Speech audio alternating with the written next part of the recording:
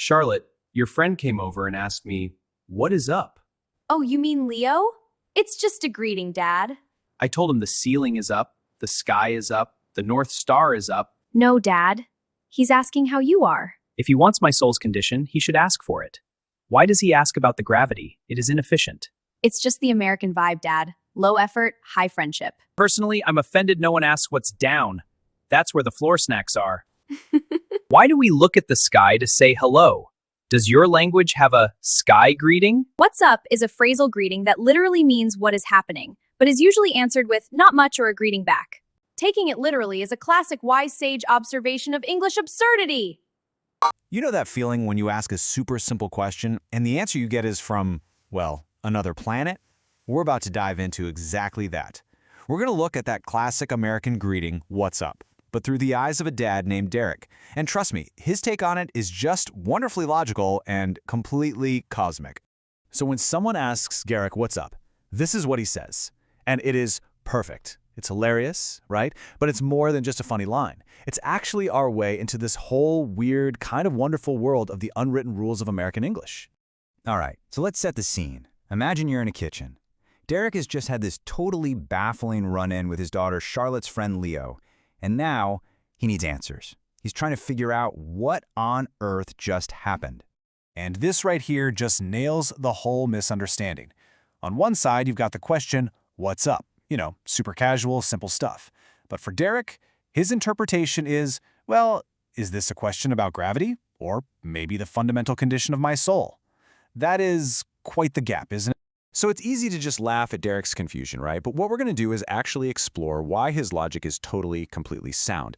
I mean, from the point of view of someone learning English, his wrong answer is actually kind of right. Let's break down why that is. Okay, first up, let's talk about something called the sincerity gap. See, in a lot of cultures, when you ask a question, you actually expect a real answer. Shocking, I know. Like, if someone from Spain asks you, "¿Qué pasa?" or from Germany, "Was ist los?" they're not just saying hi. They're genuinely interested. They actually want to know what's going on. It's not just, a verbal handshake.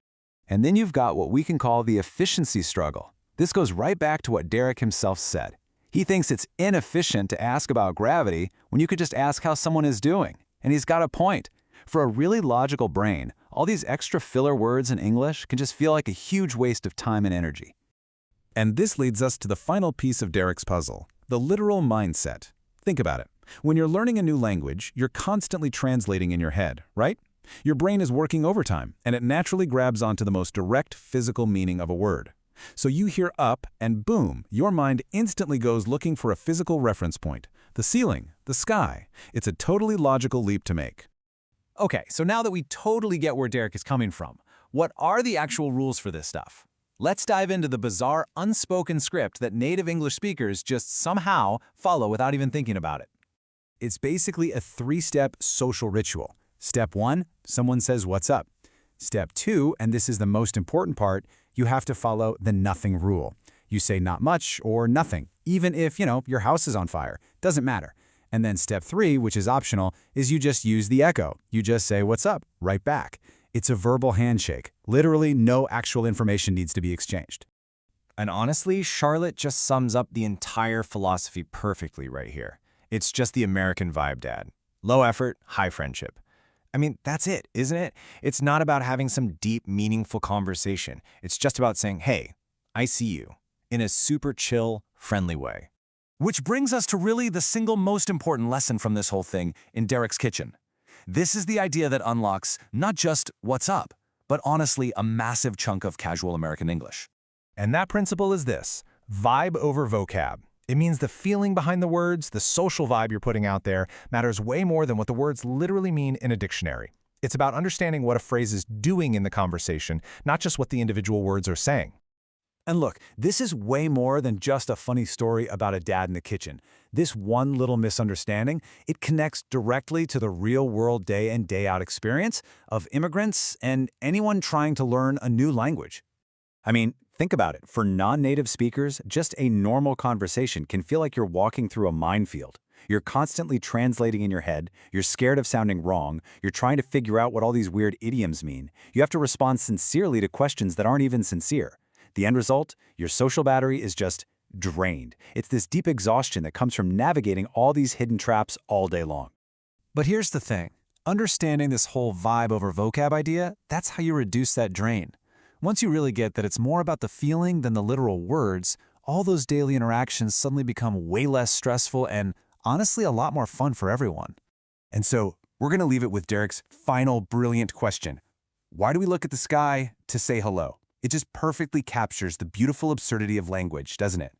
And it kind of makes you wonder, what are the weird, delightful, totally illogical things we say in our own languages every single day without ever even thinking about it?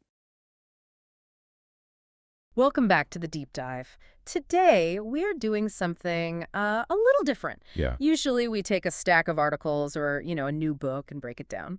But today, we're actually looking at a script. And it looks like a comedy sketch on the surface. It does. It's a scene featuring a character named Derek, his daughter Charlotte, and their dog. But the reason we're talking about it isn't just because it's funny. Although it is very funny. No, it is. But it's because this script is essentially a crime scene investigation into the English language. That is a dramatic way to put it, but you're not wrong. We often think of language as this, neutral tool we use to describe reality. Right.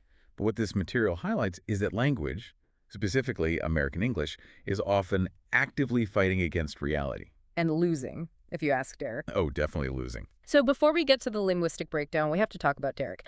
I'm obsessed with the character description in the notes here. He isn't just a dad. No, the notes are very specific. He's wearing a crisp white linen shirt, and he has reading glasses on a chain around his neck. Let's just pause on that image for a second. The linen shirt, the glasses on a chain. What does that signal to you? It signals precision. It signals dignity. This is a man who, reads the manual before he turns on the television. He's old world. He values structure, rules, clarity. Which makes him the perfect victim for what's about to happen. Because the scene places this dignified, linen-wearing man in a kitchen with his daughter, Charlotte. And the visual contrast is just, it's violent. It's a generational clash in clothing form. Charlotte is described as wearing a cropped tie-dye hoodie and loose-fitting skater jeans. Okay, yeah. And this is the detail that got me. She is sitting on the table. Right, not at the table. On it. And that physical positioning tells you everything about their worldviews before a single word is even spoken. Derek is standing. He respects the furniture. He respects the hierarchy of objects. A table is for food. Exactly.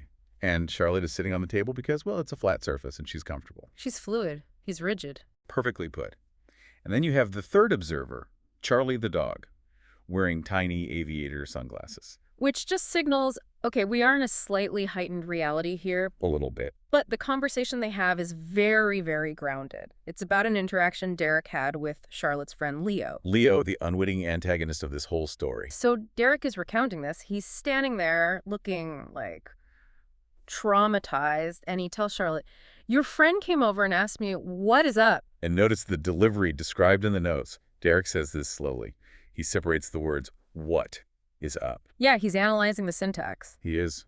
And he's looking at the ceiling while he says it. Because to him, the word up has a definition. It is a preposition. It indicates a higher physical position. He hears the word, and his brain, which is logical, precise, probably translated from another language, looks for a reference point. The ceiling. Charlotte, of course, just laughs. She says, it's just a greeting, Dad. But Derek doubles down. And this is the moment where I think he goes from being a sitcom dad into a philosopher. He tells her what he said to Leo. Oh, you have to read the quote. It's fantastic. He says, I told him, the ceiling is up, the sky is up, the North Star is up. He doesn't just look at the ceiling. He goes all the way to astronomy. He is triangulating his position in the universe. And then he drops the hammer. He says, if he wants my soul's condition, he should ask for it. My soul's condition. It's so dramatic. But is it? I mean, think about what we're actually asking when we greet someone we care about. You want to know their internal state. You want to know how they're being. Derek just calls that the soul's condition. Exactly. But we don't ask that. We ask about the vertical direction. And that drives him crazy. He calls it inefficient. He asks, why does he ask about the gravity? Okay, now I want to push back on Derek a little bit here. Because to me, what's up is the most efficient thing in the world. It's 2 syllables. It's fast. It's efficient for you because you're a native speaker. You aren't processing the words, you're processing the signal. But for someone like Derek, who values semantic precision, It is wildly inefficient Okay, how so? because he has to do a double calculation. First, he translates the words, "What is up?" His brain offers the literal, correct interpretation, "What is above me?" Then he has to suppress that definition and search for the cultural idiom. Oh, this means hello. That's a cognitive tax. It's extra work. A lot of extra work. The source notes mention this idea of cognitive load.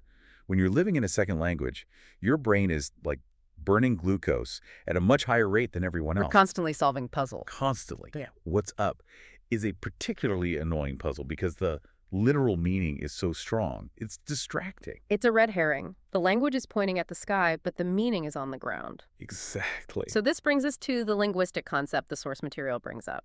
Because there is a name for this kind of talking, right? It's not just slang. Right. It falls under the umbrella of phatic expressions. That's phatic. Phatic. Okay, break that down for me. So in linguistics, not all speech is about transferring information. If I say, the train leaves at 5, that is informational. Yeah. I'm giving you data. Okay, simple enough. But if I say, how are you? Or nice day, or what's up, I am usually not transferring data. I'm performing a social function. I'm signaling, I see you, I acknowledge you, and I am not hostile. It's like when dogs sniff each other. Essentially, yes. Or primates grooming each other. Grooming isn't really about getting bugs off. It's about bonding. What's up is verbal grooming. But Derek doesn't want to be groomed. He wants data. He wants the train schedule. He treats every single sentence as if it were the train leaves at 5 sentence. He thinks Leo is asking for spatial data. And this leads to the nothing rule mentioned in the notes, which is just the other side of this absurdity. If what's up isn't a real question, then the answer can't be a real answer. Exactly. The nothing rule states that the only socially acceptable answer to what's up is not much or nothing. Even if, and the notes are so funny here, even if you are currently on fire. Hey, Bob, what's up? Oh, nothing much, just extinguishing my left leg. Cool, see you later. It proves that the content of the answer is irrelevant. In fact, if you give a real answer, you actually break the social contract. If Leo asked, what's up? And Derek actually started talking about his soul's condition, Leo would be terrified. Leo would run away. Because he didn't ask for a conversation, he asked for a ping. A ping. That's a good word for it. It's the verbal handshake or the echo that the notes talk about. This phenomenon where you answer what's up with what's up. Yes, I do this every day. I walk into the studio, someone says what's up, I say what's up, and we keep walking. Think about how strange that is, though. You asked a question. I responded with the same question. Neither of us answered. And yet we are both satisfied. It's a transaction with zero currency exchanged. But for Derek, staring at the ceiling, that is just madness. It's chaos. Which connects to the sincerity gap the sources discuss.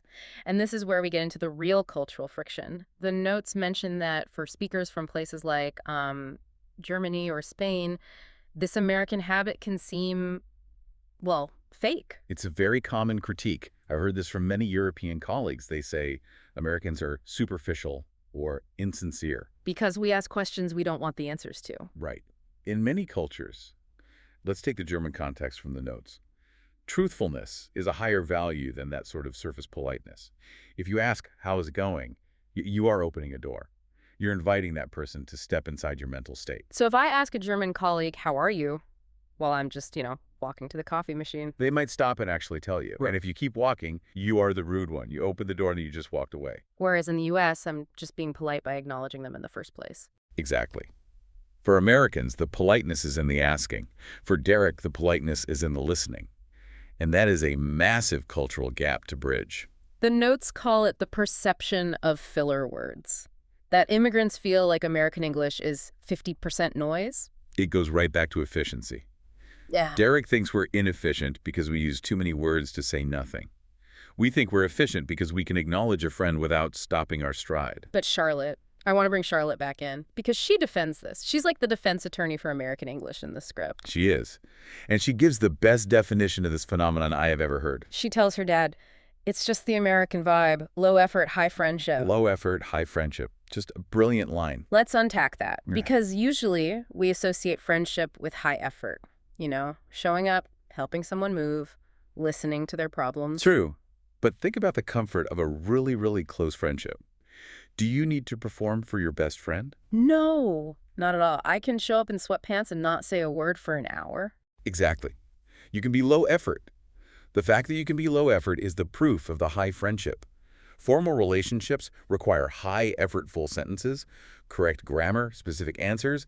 Casual relationships allow for grunts, nods, and meaningless phrases like, "What's up?" So Charlotte is basically saying, Dad, we are vague because we are safe with each other. Yes, she's saying that the lack of precision is a feature, not a bug. It signals intimacy. I don't need to explain myself to Leo, we just vibe.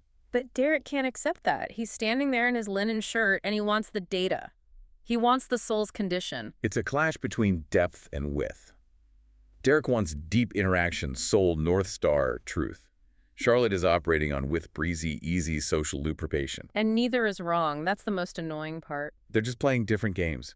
Derek is playing chess. Charlotte is playing hacky sack. Okay, we have to talk about the dog. Charley. Charlie. The script gives him a line, and obviously this is like an internal monologue or a caption, but it cuts right to the core of the issue. It's the smartest line in the whole piece. Charlie says, personally, I'm offended no one asks what's down. That's where the floor snacks are. It's hilarious, but it's also biologically accurate. Right. Why do we look up? As a species, our survival, our food, our path forward is usually on the ground. Sky is abstract. The ground is real. The floor snacks are real. The floor snacks represent tangible value. The dog is the ultimate pragmatist. He's saying, you humans are obsessed with the abstract concept of up, but meanwhile you're ignoring the actual reward sitting at your feet. Even the dog thinks our language is broken. The source notes call this the wise sage trope. In literature, the wise sage is often the character who is outside the system, the fool, the child, or the animal, who sees the truth everyone else is too busy to notice. And Derek is the wise sage here. He's the outsider looking in. He's holding up a mirror. He's forcing us to hear what we're actually saying. And when you really hear the words, "What is up?" It sounds ridiculous. It does. And the script ends with this sort of call to action from Derek. He breaks the fourth wall, he looks at the camera and asks, why do we look at the sky? To say hello. It's a haunting question, honestly. And then he asks you, the listener, to consider if your own language has a sky greeting. Yeah, but it makes you wonder about the history of these idioms. Did we start looking up because of religion, because of the weather, or is it just random? It creates a vertical hierarchy in a greeting.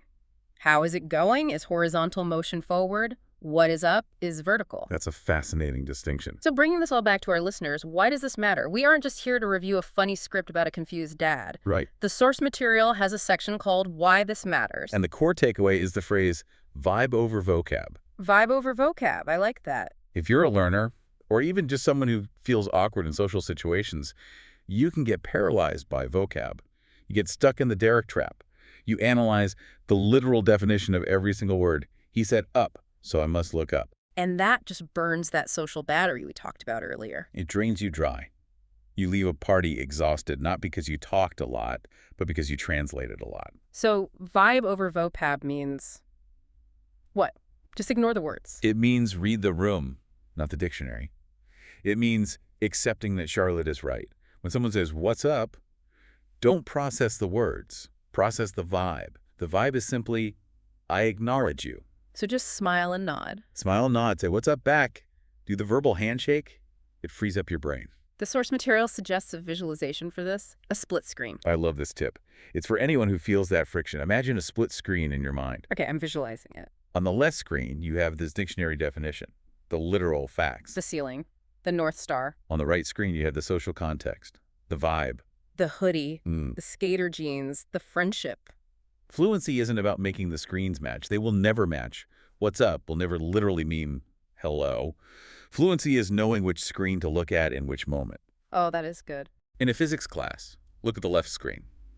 In a kitchen with your daughter's friend, look at the right screen. Derek is staring at the left screen, and that's why he's suffering. He's suffering from accuracy. He is a martyr for precision. But you know, as we wrap this up, I kind of want to live in Derek's world for a day. You want the soul's condition. I think I do. The script leaves us with this provocative thought.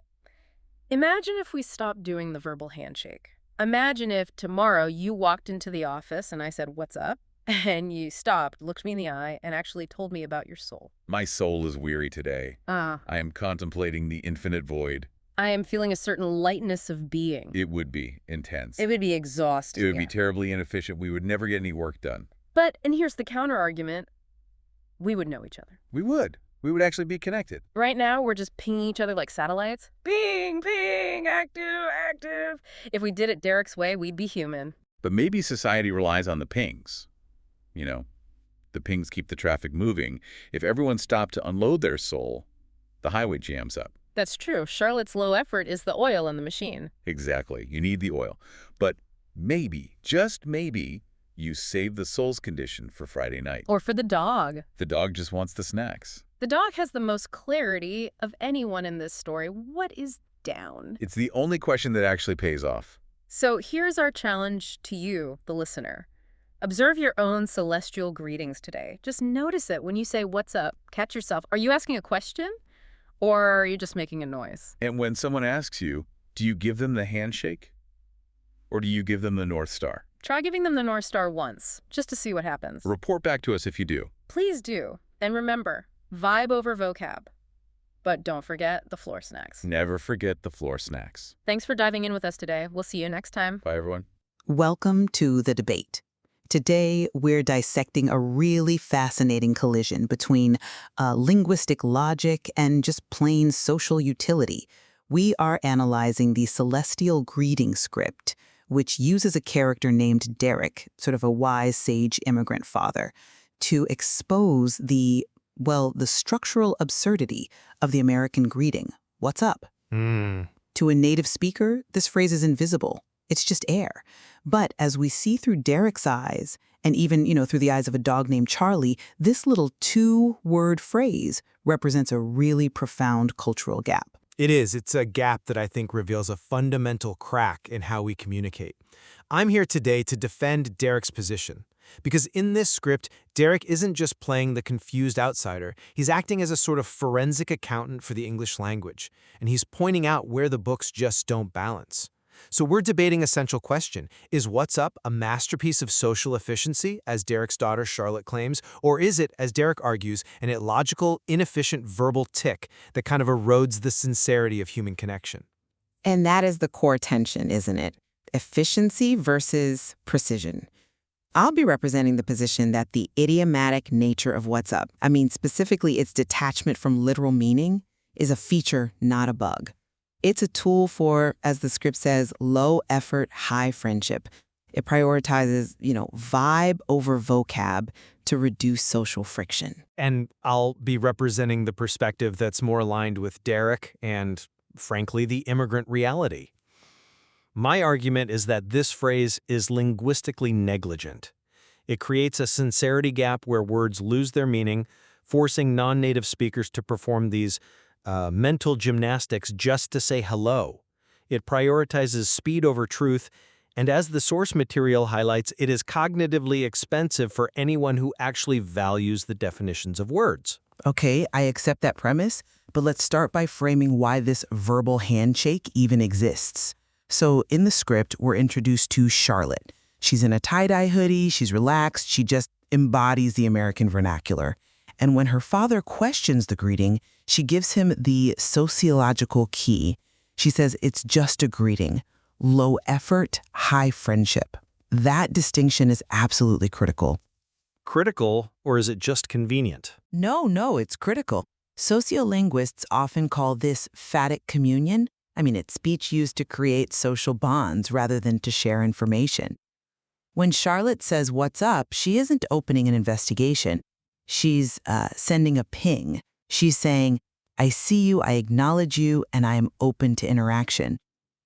By stripping away the need for a literal answer, the American system lets us acknowledge 10 people in a hallway without stopping for 10 full conversations. It conserves the social battery. But you're glazing over the cost of that conservation. You call it a verbal handshake, but to Derek, who the text describes as wearing a crisp white linen shirt, a man of precision, it feels like a trap.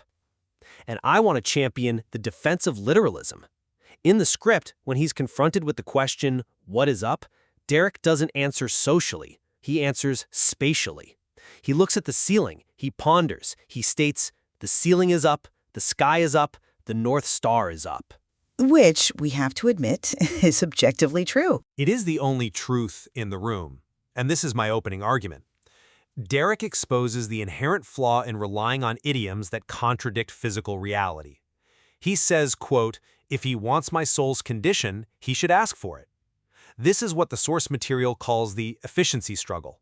For speakers coming from languages like, say, German or Spanish or Italian, a question is a demand for data. And if the data isn't required, the question shouldn't be asked. By using a directional word like up to ask about someone's emotional status, you're forcing the listener to suppress their cognitive programming. You're basically asking them to ignore gravity just to understand a greeting. I see your point. So you're arguing that the cognitive load placed on the immigrant, this wise sage figure, it outweighs the social ease that's gained by the native speaker. Precisely. The source material describes a split-screen effect in the immigrant's mind. So on one side, you have the textbook definition of up, a vector pointing away from the Earth. On the other side is the social reality, where up just means hello. Maintaining that split screen is exhausting. It drains the very same social battery you claim it's saving. Okay, that's a valid assessment of the learning curve, but I think it misses the destination of that curve. The whole goal of the nothing rule, which we should probably talk about, is to create a frictionless environment. Let's just look at the echo rule that's mentioned in the source material. This is the phenomenon where two people can walk past each other. One says, "What's up?" The other replies, "What's up?" And they just keep walking. Which is just madness. 2 questions, 0 answers. It's efficient. If that interaction required a whole status report, neither of them would even stop to do it. They just avoid eye contact to save time. The "what's up" echo, it allows for acknowledgement without cost. It's a masterpiece of social engineering. Or it's the death of meaningful interaction. Let's move into the nothing rule versus the expectation of substance, because this is where the American system, for me, collapses into what I would categorize as lying. Lying is a strong word. It's the accurate word. The source material explicitly notes that the standard answer to "what's up" is not much or nothing much. Correct. Yeah. But the text also notes that you give this answer even if you are currently winning the lottery or fighting a fire. Well, okay, perhaps not if you're actively fighting a fire, but I do take your point. The point is that the answer is predetermined. If I ask you a question and the answer is required to be nothing, regardless of reality, then the question is void. It's just noise. And this creates the sincerity gap. In many European cultures, take Spain for example, if someone asks, "¿Qué pasa?" they're often signaling a desire for the tea, the gossip. They actually want to know the narrative of your day. The American version feels hollow to the immigrant ear because it mimics the structure of curiosity. It uses a question mark, but it doesn't deliver the engagement of a real question. I think you're viewing engagement too narrowly. You're defining engagement as data transfer. I'm defining it as emotional regulation. The nothing rule creates a safe social space. I mean, imagine if we removed it. You walk into your office, you hold the door for a colleague, you ask what's up, and they immediately unload all the details of their divorce or their tax audit. That would be honest. It would be heavy, yeah, but it would be real. It would be terrifying. It would turn a casual greeting into an emotional interrogation. The nothing rule acts as a kind of privacy buffer. It allows us to acknowledge each other without demanding deep disclosure right away. It signals, I am friendly, but I am not demanding your time. For a culture that values individual space as much as America does, what's up is the perfect gatekeeper. It lets the respondent choose whether to pivot to a real conversation or stay in the safety of the ritual. But that pivot requires a cultural decoder ring that Derek doesn't have. He's standing there looking at the ceiling, trying to parse the vector of the conversation. And this leads to my second big issue from the script, the collision of spatial logic and idiomatic usage. Ah, you mean the ceiling scene? I mean the ceiling scene. The script describes Derek looking up, pondering, and we play this for comedy, but it is actually a tragedy of logic. Derek asks, "Why do we look at the sky? To say hello?" That is a profound question. Why is the direction of gravity involved in our salutations? Well, because language is metaphorical. We say things are looking up when they get better. We feel down when we're sad. What's up is just an extension of that vertical metaphor for status. But Derek's critique and the critique of the defense of literalism is that the metaphor has become completely detached from the physical world. And the script provides the ultimate witness to this absurdity, Charley. Ah, yes. The dog with the aviator sunglasses. The dog with the aviator sunglasses, yes, but also the character with the most pragmatic grip on reality. The text calls this Charley's twist. The dog says, "Personally, I'm offended. No one asks what's down. That's where the floor snacks are." It's a great line. It's more than a line. It is a philosophical stance. Even the dog understands that directional words should have directional consequences. If up is valuable enough to be a greeting, why isn't down valuable enough to be a topic? Down contains sustenance. Up contains air. This just supports Derek's frustration. The internal logic of English is broken. We're prioritizing celestial abstraction over floor snacks. I love that interpretation, I really do. But I'm going to have to push back on it. You're treating Charley and Derek as if they're operating in the correct paradigm, and the American English speaker is the one who is confused. But language is defined by usage, not by logic. Charley's comment is a joke, but Charlotte's response, it's just the American vibe. That's the reality. Vibe is a terrible excuse for imprecision. Vibe is the currency of culture. True fluency isn't knowing the dictionary definition of up. Derek has the dictionary. He knows up means away from the center of the earth. But he lacks fluency because he doesn't get that in this context, up has absolutely no verticality. The whole vibe over vocab idea presented in the source material is the lesson here. To survive in American culture, you have to suppress the literal. And I am saying that suppression is unfair. You're asking the immigrant to override a reflex. The source material notes that the brain naturally looks for a physical reference when it hears a spatial word. It's automatic. So every time someone says, "What's up?" Derek's brain fires a signal to check the ceiling. You are asking him to fight his own neurology. No, I'm asking him to update his software to the local network. And the source material actually offers a solution for this, the creative tip about visualization. It suggests using a split screen. You keep the textbook definition on one side and the social logic on the other. But that just confirms my point about the cognitive load. It acknowledges the load, but it offers a strategy to manage it. The why this matters section of the text is clear. Teaching people to ignore the literal meaning helps them reduce the social battery drain. If Derek spends 5 minutes analyzing the vector of the greeting every time he hears it, he's exhausted by noon. If he just accepts the vibe, if he accepts that "what's up" is just a sound we make to say "I love you" or "I see you," he's free. But he's free in a world of nonsense. Derek explicitly says, if he wants my soul's condition, he should ask for it. He calls asking about gravity inefficient. Immigrants often see these filler words as just waste. Why use 2 words, "what's up," when they convey 0 data? It reflects a valid critique of English redundancy. I would argue that inefficiency is actually politeness. It's the grease in the gears. If I just walked up to you and said, "State your condition," that is efficient. It is also robotic. It's clear. It is cold. And Americans are, paradoxically, very warm people who like to keep their distance. "What's up" bridges that gap perfectly. I want to pivot back to the sincerity gap, because I think there's a danger here that goes beyond just confusion. By adopting the "what's up" model, are we conditioning ourselves to stop listening? How so? Well, if the answer is always pre-programmed to be "not much," we stop processing the response. We hear the rhythm, not the words. If Charlotte actually said, "Actually, Dad, I'm in a crisis," would Derek even hear it? Or would he just hear the expected cadence of a greeting? The "what's up" culture risks creating a society where we're all just broadcasting pings, but never actually reading the messages. That is a significant risk, I'll grant you. If the ritual becomes too rigid, we lose the nuance. But the script implies that low effort, high friendship is the goal. The friendship is high because the barrier to entry is low. You don't need a scheduled appointment to say, "What's up?" You don't need to sit down for coffee. It allows for high frequency, low stakes connection. And for a teenager like Charlotte, that is vital. But for a father like Derek, it's isolating. He wants to connect, but the language just keeps sliding off the surface. He looks at the North Star because it's fixed, it's reliable. The English language, as his daughter represents it, is fluid and unreliable. And that is the beautiful mess of cultural integration. The script gives us this image. The father looking at the stars, the daughter looking at her friend, and the dog looking at the floor. They are all looking in different directions, physically and linguistically. And they're all missing each other. No, I think they're all navigating.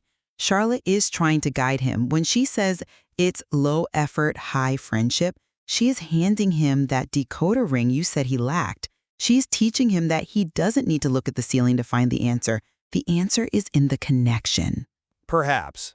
But I still believe Derek's ceiling logic is the superior intellectual position. When he says, the North Star is up, he's anchoring himself in reality.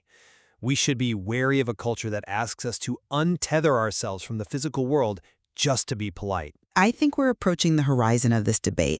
Let's maybe try to summarize where we stand on the celestial greeting. I'll maintain my defense of the wise sage. From an outsider's perspective, this greeting remains an absurdity. It violates the rules of efficiency found in Germanic or Romance languages where questions have a purpose. It creates a sincerity gap where we pretend to ask but refuse to listen. Derek's struggle isn't just a failure to adapt, it's a spotlight on the fact that English speakers are walking around saying things they do not mean. It's a broken English struggle that is exhausting, and it is real. And I'll maintain that while Derek's logic is physically sound, gravity is indeed real, Charlotte's logic is socially sound. The verbal handshake is essential for American connection. What's Up allows us to navigate a complex, high-speed world with a simple, non-demanding acknowledgement. It creates a rhythm of interaction that binds us together without exhausting our batteries. It is the ultimate example of vibe over vocab. It seems we're at an impasse between the logic of the dictionary and the logic of the hallway. We are, but I think the source material leaves us with a profound reflection in its call to action. Does your language have sky greeting? It's a brilliant question. It invites us to realize that every language probably has these blind spots. We are all trapped in our own idioms. Derek is funny because he's right, but he's socially wrong. And I would argue he's socially stranded, not wrong. But I will concede that the sky greeting is likely universal in some form. We all look for metaphors to escape reality. And we shouldn't forget Charley's contribution to the debate. The ultimate pragmatist. Exactly. While we debate the celestial mechanics of up and the social intricacies of not much, the dog has the most actionable take. Down is where the snacks are. And perhaps that is the bridge between the immigrant and the native. Forget the sky, forget the vibe, just focus on the floor snacks. That is a language everyone speaks. I think we can agree on that. Whether you look up to the stars or down to the snacks, the goal is connection. Thank you for exploring the celestial mechanics of greetings with us today. It was a pleasure to break down the gravity of the situation. Join us next time on The Debate.